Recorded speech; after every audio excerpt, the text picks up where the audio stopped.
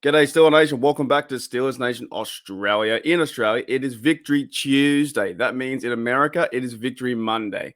Now, this win is a pretty big win, and I want to label a few reasons. I have said many reasons, and I can't talk for 5 hours or 24 hours on a live stream, but I wish I could.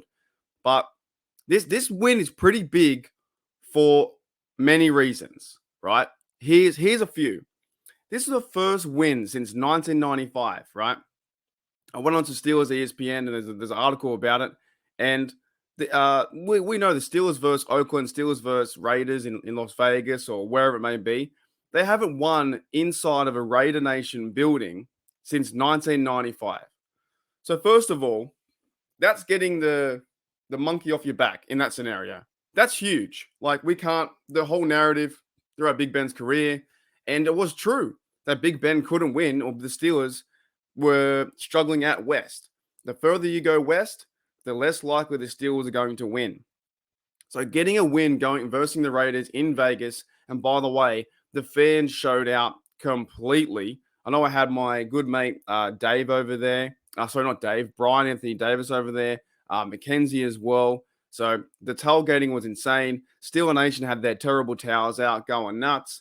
The Today Show over in America even did a story on the Today Show, story on the terrible towel. So sorry, it's really early in the morning, and I'm just going to keep it all in. That's just how we roll around here.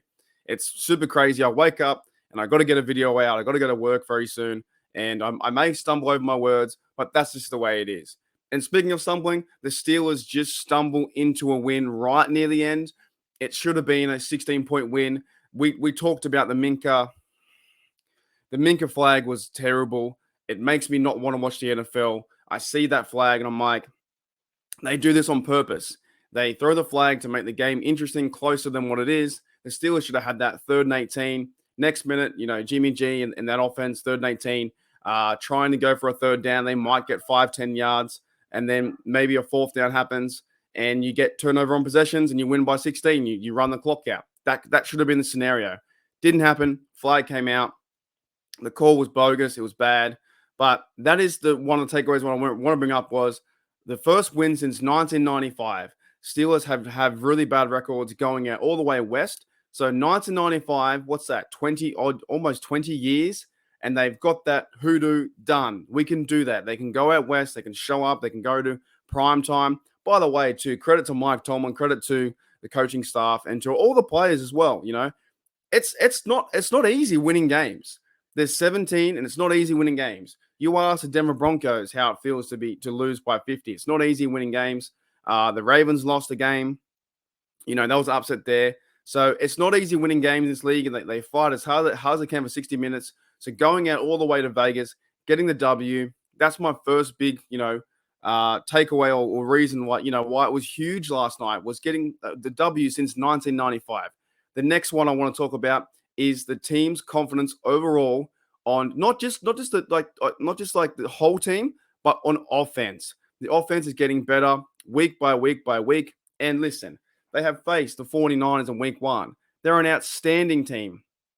I didn't give Brock Purdy much to talk about. I thought he was just average, but that team is something I think we want to be. A great defense, a good to great quarterback that can do his role, pass when he needs to, and don't have to win games off Brock Purdy. And I wish, Kenny Pickett could turn into that, and we can run the rock. They're doing that out in 49er land. So they're 3-0. They've scored 90 points. They're one of the hardest teams on the schedule that we're going to face throughout the whole year, right? The Browns, they showed up yesterday too versus the Titans. They're playing good football, but we got the W over them in our house.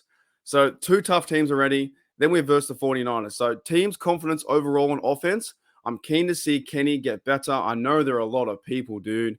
So many wishy-washy fans. I'm not calling you out as you drink your Coke or your water or your beverage. I'm just saying, as a fan base overall, collectively, and the media has a lot to do with this. The Steelers media and some sites out there, not going to name names, you know who they are. There's quite a few that are so wishy-washy on Kenny Pickett and wishy-washy on the team. One day it's like the Steelers have to, prepare to face Judgment Day as they lead into getting the top 10 overall draft pick after week 2. The next day, the Steelers are on the they win and they go into the promised land and is playoffs around the corner. It changes every time. You will not get that here with my fan channel, my fan page. It's simply me ranting about my Steelers, having fun and cheering and supporting supporting my Steelers and my team. You will not get that here. I'm not going to say the Steelers suck, we're terrible, we're awful, and then we're not going to go to the playoffs. I'll call them out and say they're not playing well. Yes, they didn't play well in the 49ers game. Yes, the offense didn't play well in the Browns game, but we played well enough yesterday in the victory, now Monday and victory Tuesday, that it does feel good and it should feel like a win, and the Steelers are winning the North. But some fans and some media members out there saying Kenny Pickett's not it, he's terrible, he's whatever, he's washed up, he's a bust. I think I showed you a few videos ago about one analyst out there, one of the NFL guys, said he's a bust, he's whatever. The Colin Cowherds of the world go one way, go the other. Then when he starts winning, they jump on the train. I just don't understand it. Kenny Pickett, he needs probably 3 years to really get involved in the offense, and then we can see where he's at. And last night, I thought he played pretty good. Now, sometimes he could have thrown a pick. Yes, he could have thrown. He threw a lot of incompletions. Sometimes he was rushing out of the pocket, and sometimes he was very inaccurate. But other times, he found Freiermuth like wide open off a play action pass, roll to the left, TD end zone. Fantastic. And he found Calvin Austin for a 71-yard pass when Joe and Warren stepped up and took the block and said, "See you later, mate. Goodbye. 71 to the house." That's fantastic. Can we not be happy for that? Anyways, this is my take. The overall team's confidence offense is building, but yes, they are. They need to get a lot better in the run game, and also offensive line. They need a bit more cohesion as well. But they'll figure it out. I have all faith they can figure it out in the next 2 weeks. There's a big game versus Ravens, big game versus Texans, which they won, by the way, too. So overall, team confidence is growing. It's not the all-time high, but it's growing each week, and they're getting better each week. And also shout out to Matt Canada and all the offensive staff, everyone.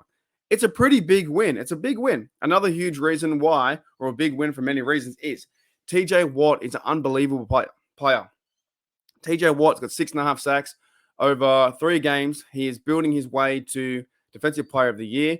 The only guy that I think is really in his way that for that is probably Micah Parsons. He's having a pretty good resume too out there in Cowboys land as well. They'll keep talking about Myles Garrett, but TJ Watt's the guy. He's like the best player, if not on defense, maybe in the NFL.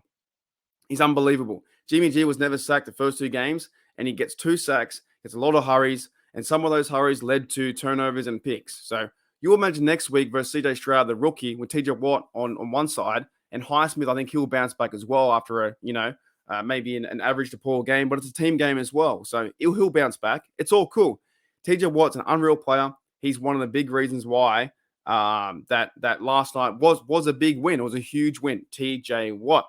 2 more to go, and then we'll get out of here. The Steelers are leading the AFC North. Think about that. How everyone jumped off the ship. Everyone jumped off the train. Everyone said, you know what, we're going to pack it in. We're going to, the season's over after week 1. And the meltdown, the massive meltdown after week 1. And they've bounced back to not only beat the Browns at home, take care of Watson and crew, and they've beaten the Raiders away for the first time since 1995. Now the Steelers are in Seoul. They're in first place because based off division, conference, that kind of stuff, they're 2-1. It's early days, but they are leading the AFC North. If the Bungles lose today, which they can, if the Rams go out there and beat the Bungles, they'll be 0-3, Ravens 2-1, Browns 2-1. Next week, the Ravens versus the Browns. Someone's going to lose that game. Someone's going to win that game. Therefore, one of those AFC North teams has to go to 1-3. If the Steelers win, we are 3-1. If the Bungles lose again, they could be 0-4. That's pretty big. That's pretty huge. Why yesterday was massive. AFC North leader, the Steelers, is happening right now. Lastly, and I might talk about this through the week too, but lastly, another huge reason why, or huge win, was the Steelers have gotten 2 wins without DJ, who's one of their best receivers, right? And I know people want to get rid of him. I don't understand why. He's great. Wait until the offense starts clicking. DJ gets back in the role. So they've won without DJ with Deontay Johnson, and they've also now won without Cameron Hayward, which increases their wins to, I think, 13 or 13-2. So without Cameron Hayward, the guys step up. that is Leal, that is Benton, that are guys on the defense step up, and also Cole Holcomb and Quan Alexander are rushing through the holes to stop the run. Josh Jacobs only ran for like 64 yards, 65 yards. Now, when you take away the run, that means the pass was on fire. And they were going to Myers and Adams. Out of anyone, they went to 2 receivers. So it was bend but don't break. Levi Wallace got, I think, 2 interceptions. So he's a big reason why they won too. Peterson got 1. But to me, another win without Cameron Hayward, and he'll come back hopefully in 2 months' time, fresh, ready for a playoff run right near the end. Give that guy some time to train, to get a week or 2 to get back amongst it. He's an all-pro. He'll fit right in. And DJ comes back hopefully in 2 or 3 weeks' time. Anyways, guys, that's my rant about it today. Last night was a big win for many reasons. The first win since 1995. You had teams' confidence overall on offense is growing with the staff, with the players. And TJ Watt, unreal player. He's unbelievable. We need to just cherish these moments that is TJ Watt.